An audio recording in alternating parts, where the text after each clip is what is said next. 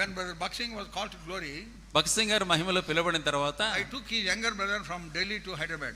మరి వారి సహోదరుని ఢిల్లీ నుంచి హైదరాబాద్ తీసుకుని వచ్చాను. And then one day they asked him to give some testimony concerning his brother. మరి ఒక దినాన భగత్ సింగ్ గారి గురించి సాక్ష్యం చెప్పడానికి భగత్ సింగ్ గారి సహోదరుని ఆయనతో అడిగారు.